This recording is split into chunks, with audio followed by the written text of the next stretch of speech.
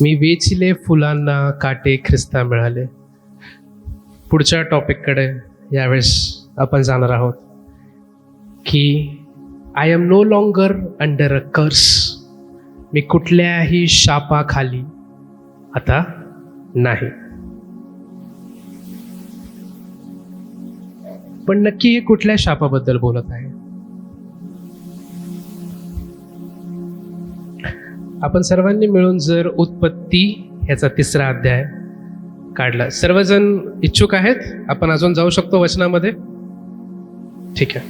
उत्पत्ती याचा 3रा अध्याय 17, 18, 19 ही 3 वचने आपल्यासाठी कोणी वाचेल?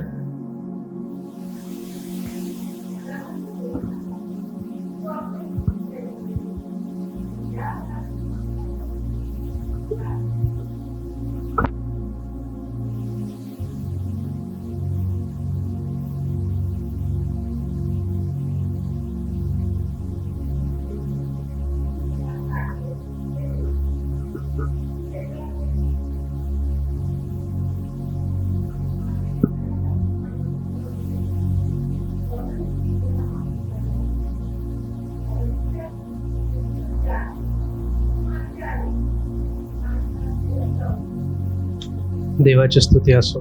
उत्पत्तीच्या पुस्तकामध्ये आपण बघतो की आदम हवेने ज्या वेळेस त्यांच्याकडून पाप घडलं, त्यांनी देवाची आज्ञा मोडली, त्याच्यानंतर त्यांच्यावरती आणि भूमीवरती, ह्या जमिनीवरती, या पृथ्वीवरती एक श्राप परमेश्वराने दिला.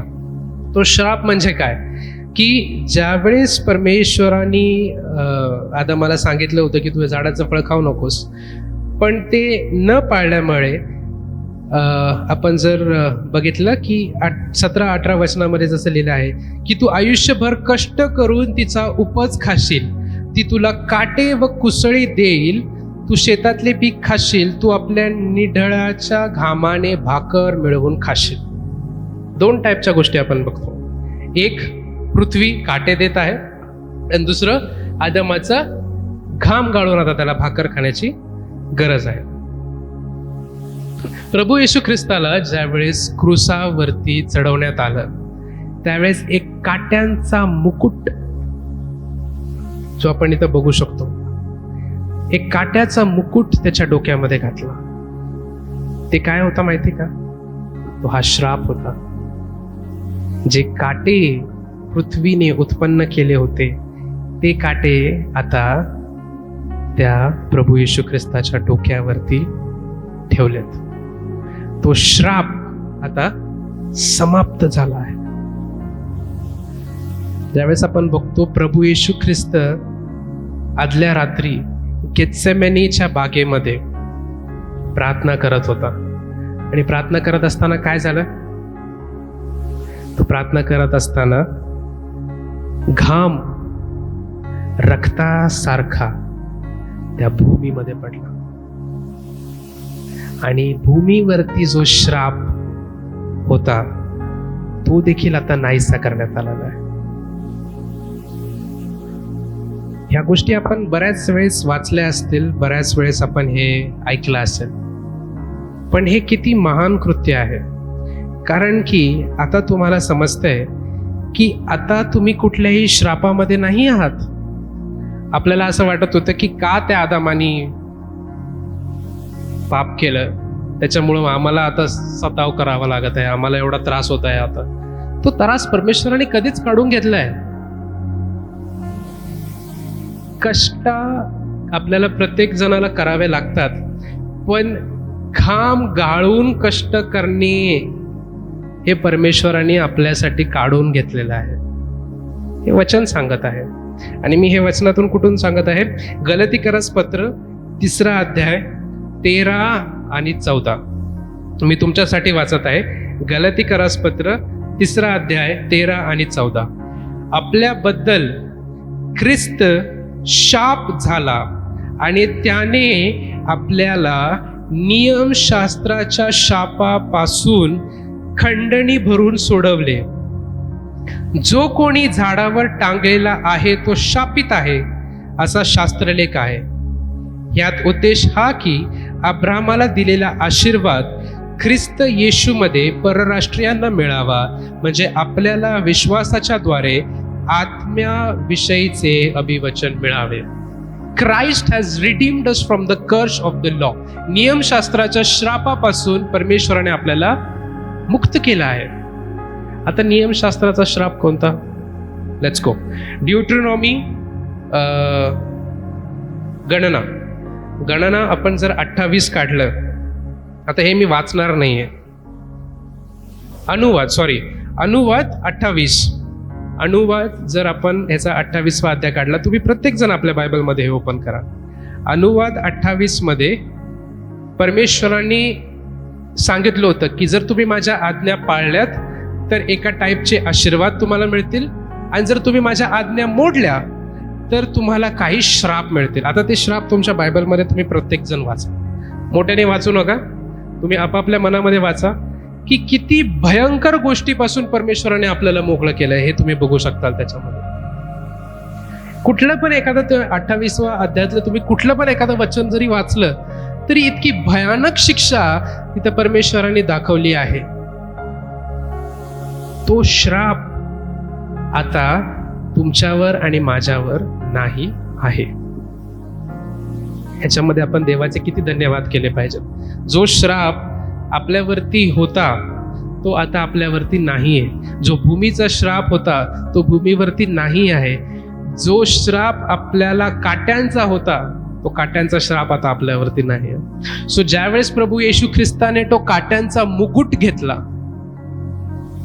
ते श्राप त्यांनी सगळे स्वतःवर घेतले. तो आपल्यासाठी श्रापित झाला की आपल्याला ते श्राप न घेता हवे म्हणून. इतका महान, इतका दया करणारा हा परमेश्वर आहे. आणि हे श्राप ज्यावेळेस त्यांनी आपले स्वतःवरती घेतले, ह्या गोष्टीमध्ये फार त्रास, फार दुःख त्याला सहन करावं लागलं. आणि गेत्सेमनीच्या बागेमध्ये मी जसं म्हटलं की प्रत्येक जो स्ट्रेस आहे, प्रत्येक जे आपण म्हणतो की कष्ट करून, मेहनत करून मला एखादी गोष्ट आता मिळवावी लागणार आहे, ती आता जगातल्या लोकांसाठी आहे. कारण त्यांचा अजूनही शापापासून ते मुक्त झालेले नाहीत. आपण परमेश्वरावर, प्रभू येशू ख्रिस्तावर विश्वास ठेवल्यामुळे आता आपण श्रापातून मुक्त झालोय. म्हणून एक गोष्ट नेहमी लक्षात ठेवा की तुम्ही जे वेगळे केलेले लोक आहात, तुम्ही जगातल्या लोकांसंगती तुमचं कंपॅरिझन आता करणं बंद करा. त्याला प्रमोशन नाही भेटत आहे, मला पण प्रमोशन नाही भेटत आहे, ठीक आहे, सबका इन्फ्लेशन चालू आहे, आता सगळ्यांना इन्फ्लेशन, आता मार्केट पडलंय तर सगळ्यांचं मार्केट पडणार आहे. या सगळ्या गोष्टी जर तुमचा विश्वास प्रभू येशू ख्रिस्तावर आहे तर त्या गोष्टी तुम्हाला आता अफेक्ट करणार नाहीत. योसेफाच्या लाईफमध्ये आपण हे बघतो है ना. योसेफाच्या लाईफमध्ये जरी त्याची सुरुवात खूप खालून झाली, एकदम बॉटम पासून झाली, पण परमेश्वराने त्याला उच्चावरती नेऊन ठेवलं. अब्रामाला आपण बघतो की अब्रामाला त्यांनी उच्चावरती नेऊन ठेवलं. आपला परमेश्वर ना हा एक उंच करणारा परमेश्वर आहे. सो ह्या परमेश्वरावरती तेवढा विश्वास ठेवा.